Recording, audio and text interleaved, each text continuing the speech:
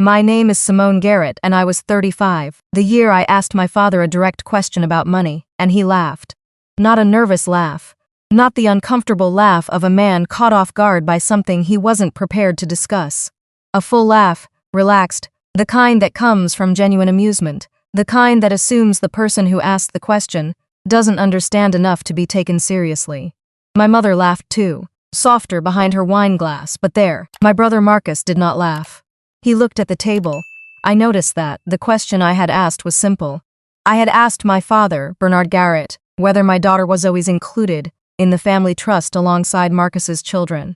Zoe was 4 years old. She was sitting in the next room watching a movie on my mother's tablet, completely unaware that the adults at the dinner table were deciding, in real time, what her future was worth to them. Bernard set down his fork. He looked at my mother, Elaine, with the specific look of a couple who's already discussed something, and agreed on how to handle it if it came up. Simone, he said, the trust is a family matter, we have it handled. I know it's a family matter, I said, Zoe is family. That was when he laughed. I should tell you who Bernard Garrett is, because it matters. My father built Garrett Interiors over 31 years from a single upholstery shop on Cascade Road in Southwest Atlanta into a commercial interior design firm with 14 employees, 3 long-term corporate contracts, and a reputation in the Atlanta business community that had put his name in 2 industry publications, and on the board of a local chamber of commerce. He was not a wealthy man by any national standard, but in the geography of our family, he was the mountain everything else was measured against. My brother Marcus had joined the business at 24. He was 38 now, operations director, his name on the company letterhead, his opinion sought at every decision. He had 2 children, a boy and a girl, 8 and 6, who called my father Papa Bear and received savings bonds on every birthday. I had left Atlanta at 22 for a graduate program in accounting at Georgia State. I had stayed in the city, built a practice, made partner at a mid-size firm that handled forensic accounting for commercial litigation. I had a daughter I was raising alone after a relationship that had ended quietly and without drama when Zoe was 18 months old. I had never asked my parents for money, not once. Not for graduate school, not for the deposit on my first apartment, not for the months after Zoe's father left, when the budget was tight enough that I ate lunch at my desk to save the $12. I had not asked because I knew the answer before the question. In the Garrett family, Marcus was the investment. I was the one who had left and therefore, in some logic I had never fully decoded, the one who needed less. What I did for a living was read financial documents the way other people read novels. Line by line, looking for the place where the numbers stopped telling the truth. I found fraud in spreadsheets. I found hidden assets in divorce cases. I found embezzlement in family businesses where everyone trusted everyone, and nobody checked the books. I was very good at my job. After my father laughed, after dinner ended and Zoe fell asleep in the guest room and my parents went to bed, and Marcus stood in the kitchen, helping me rinse dishes in the particular silence of a brother who has something to say and hasn't decided to say it yet, I made a decision. I was going to look at the books, not because I suspected anything, not yet, because my father had laughed at a question about my daughter's future, and I had spent 13 years learning. That laughter was what people did when they didn't want you to look more closely. So I was going to look. Part 2 is where Marcus tells me something in the kitchen that changes everything I thought I knew about the trust. Drop a comment and subscribe. Marcus waited until the last dish was rinsed. He dried his hands on the kitchen towel, folded it the way our mother had taught us both, and set it on the counter with the careful precision of a man, buying himself a few more seconds to decide something. Then he said it quietly without looking at me. The trust was amended 2 years ago. I turned off the faucet. I turned around. He was looking at the folded towel. His jaw was set the way it got when he was carrying something he hadn't chosen to carry. Amended how? I said. He looked up. His eyes had the particular exhaustion of someone who has been holding a secret that was never really his to keep. Dad restructured it. He moved the primary assets into a separate entity, Garrett Family Holdings LLC. Everything runs through it now, the real estate, the business equity, the investment accounts, all of it. I waited. Your name isn't in it, Simone. He said it flat and direct. The way you deliver information you know will land hard, and have decided not to soften. Neither is Zoe's. It's structured for my branch of the family. His words, not mine, his branch of the family. I stood at my parents' kitchen sink in the house I had grown up in. The house where my father had built a business from a single upholstery shop, where my mother had hosted 30 years of Sunday dinners.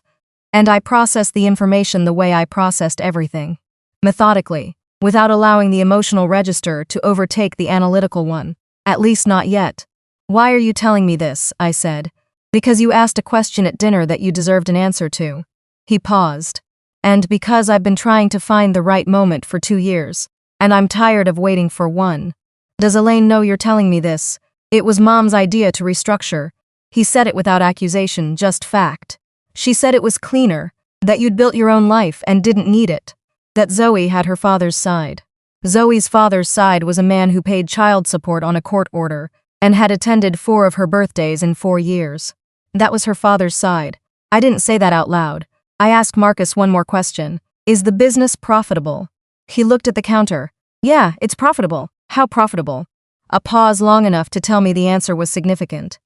"Last fiscal year," he said carefully, "net was around $800,000. I nodded. I thanked him. I told him I wasn't angry at him and I meant it. Marcus had been handed a role in this family the same way I had been handed mine. Neither of us had filled out an application. He left through the back door the way he always did, keys in hand, shoulders carrying something the drive home wouldn't fix. I stood in the kitchen alone. $800,000 net, a restructured LLC, a trust amendment nobody had mentioned, a daughter whose grandfather had laughed when her name came up in connection with the word inheritance. I was a forensic accountant. I found the places where numbers stopped telling the truth for a living.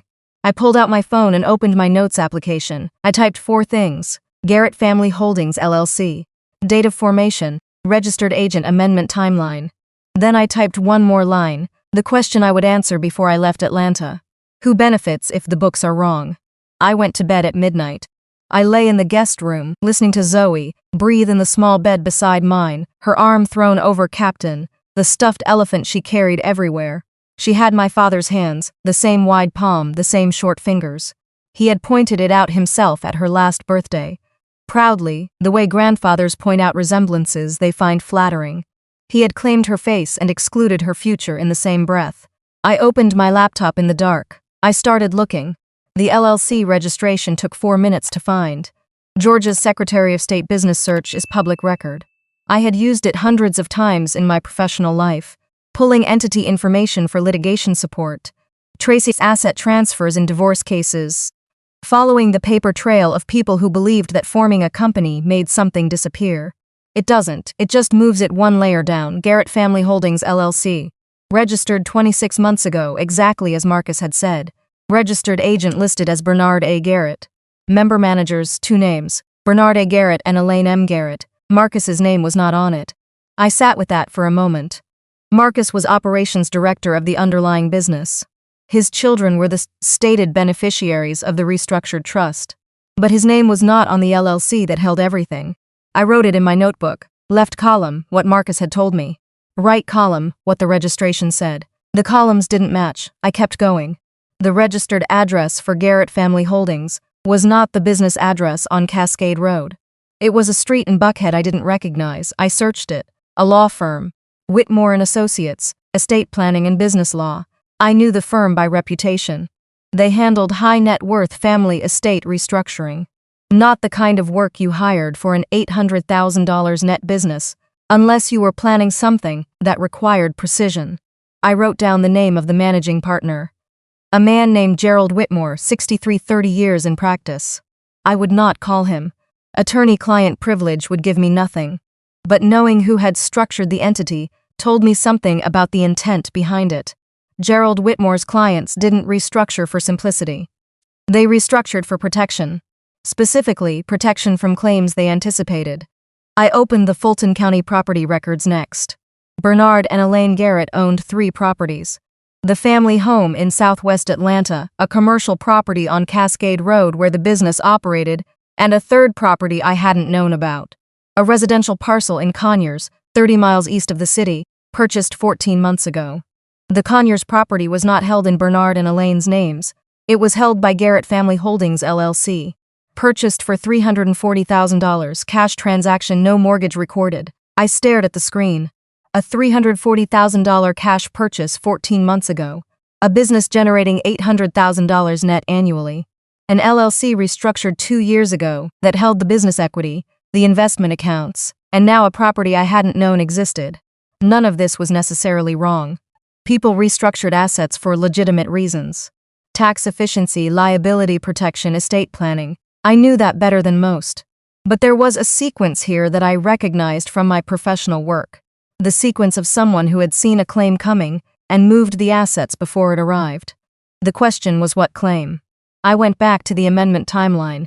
The trust had been restructured 26 months ago. The LLC had been formed at the same time. I searched Georgia probate court records for Garrett family filings in the 3 years prior. Nothing. I searched civil court records. Nothing under Bernard Garrett individually. I searched under Garrett Interiors. There it was. A breach of contract filing 28 months ago. A former employee named Dwight Okafor, listed as plaintiff, Garrett Interiors listed as defendant. The claim was wrongful termination and unpaid commission, totaling $180,000. The case had been dismissed 14 months later, settled most likely, terms sealed, but the timeline was exact. The lawsuit was filed 28 months ago. The LLC was formed 2 months later. The trust was amended the same month as the LLC formation. The Conyers property was purchased in cash 14 months ago, the same month the lawsuit was dismissed. My father hadn't restructured for estate planning. He had restructured to make himself judgment-proof before a lawsuit settled. He had moved the assets into an entity that a plaintiff's attorney would have difficulty piercing. And when the lawsuit went away, he had rewarded himself with a $340,000 property held inside the protected entity. I sat at the small desk in the guest room, with Zoe asleep behind me, and looked at the sequence laid out in my notebook. Left column, what my father had said at dinner.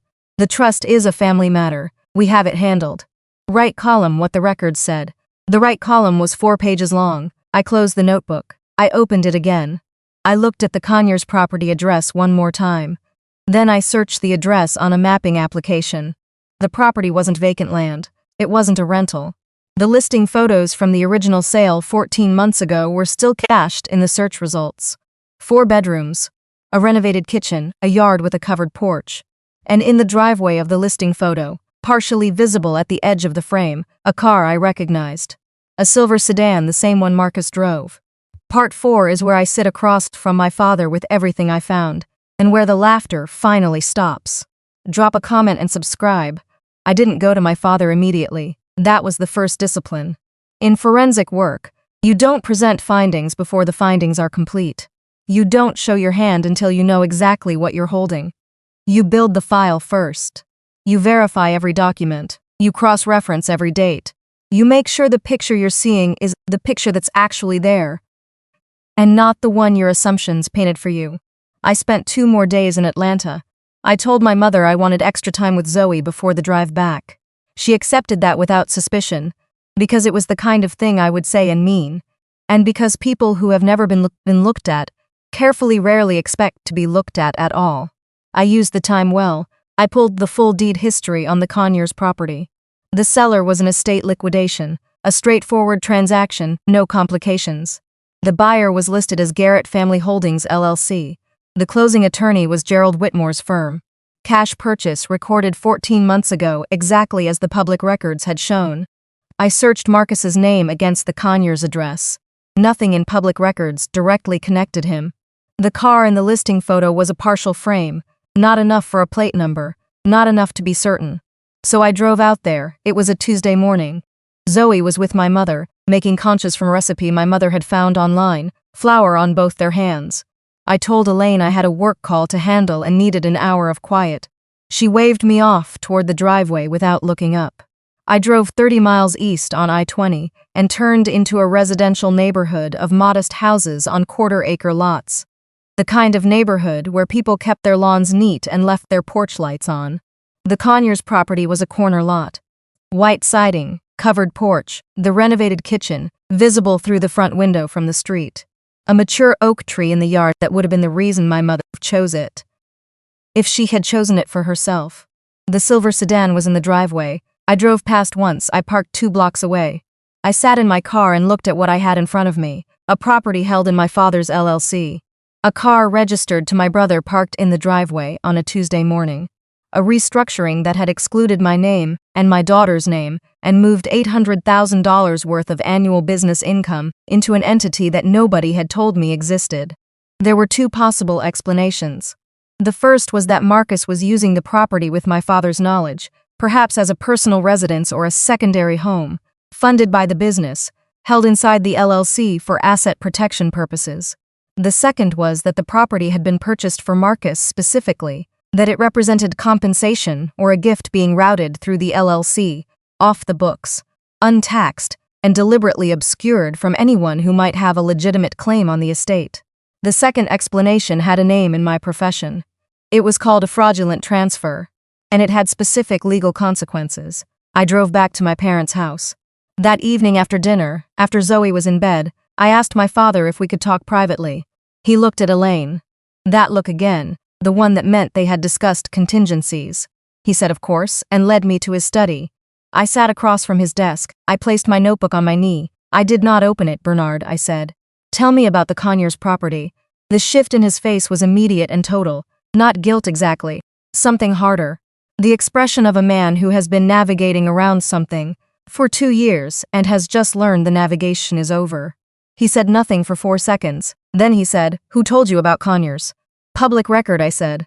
"Garrett Family Holdings LLC, Fulton and Newton County property records, the Secretary of State business registration, and 14 months of deed history."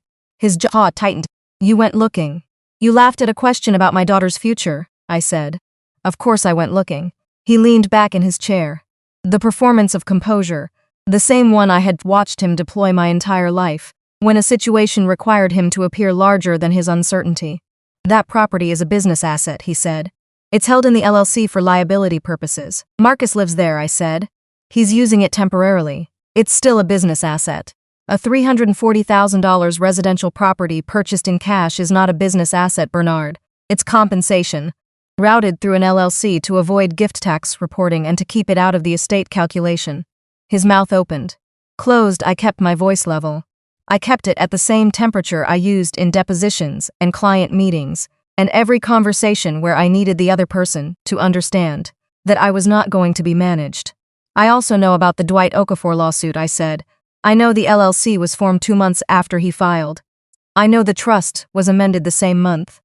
I know the Conyers property was purchased the month the case settled. I'm not a plaintiff's attorney, Bernard. I'm your daughter.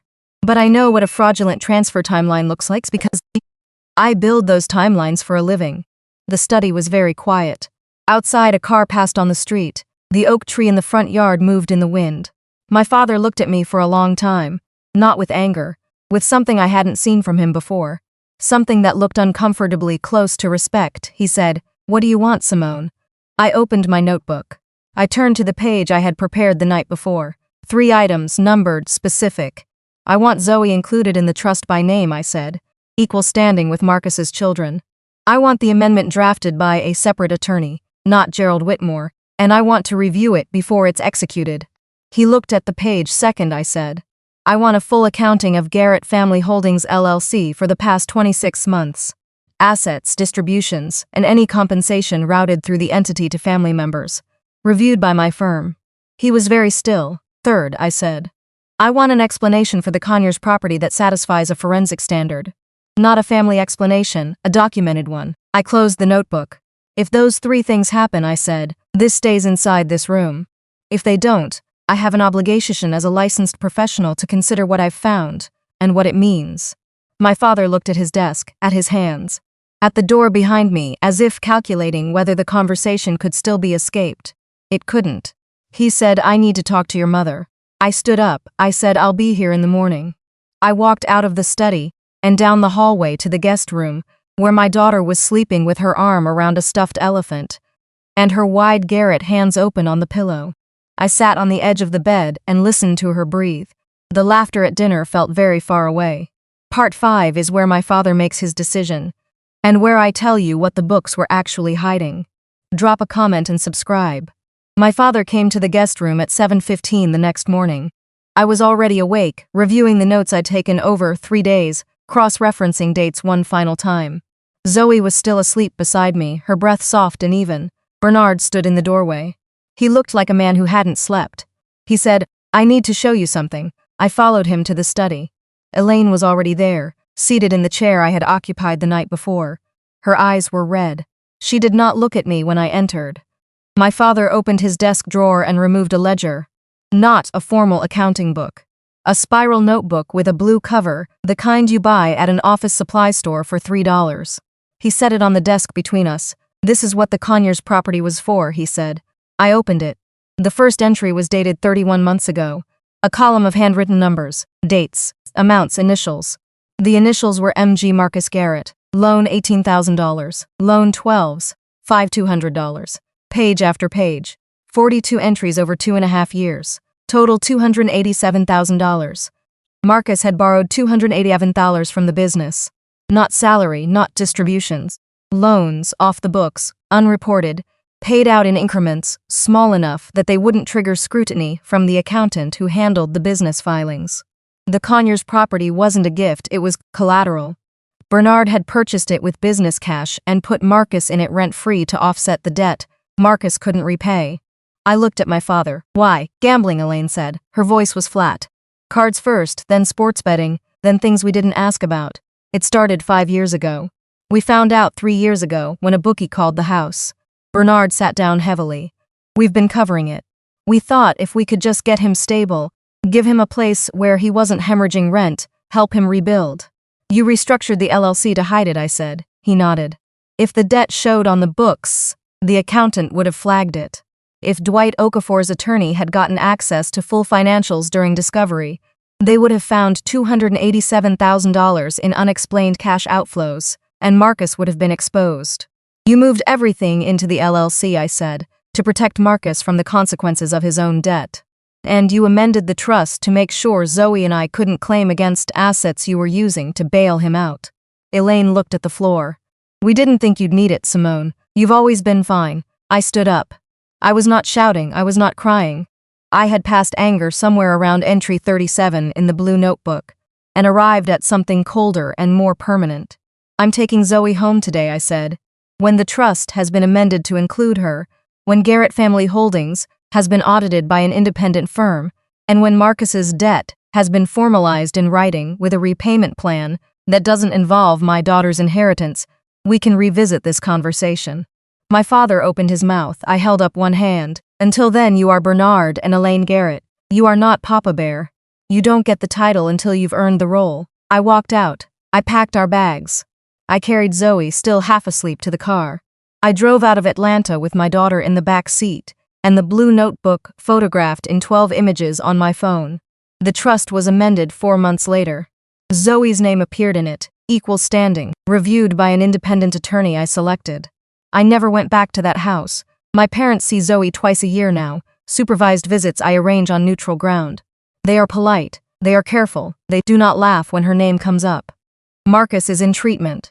The Conyers property was sold. The proceeds went back into the business. The books were hiding a son's addiction, and a mother's denial, and a father's willingness to sacrifice one grandchild's future to protect another child's shame. But I read numbers for a living. And the numbers always tell the truth if you're willing to look long enough. That's my story. One question, one laugh, and a ledger that didn't lie.